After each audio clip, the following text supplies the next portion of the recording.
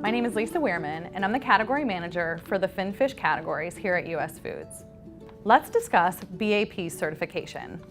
BAP means Best Aquaculture Practices, which is a third-party certification that US Foods and our vendors use to verify claims for our EB products that fall into our Serve Good and Progress Check product lineup. BAP is for farm seafood, and it provides assurance that no banned antibiotics or other chemicals are used. It prevents pollution of the water within the aquaculture environment, ensures best practices for animal care, and requires worker safety and community rights.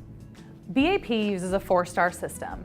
The first star represents the processor, the second star is for the farm, the third star represents the hatchery, and the fourth star represents the feed.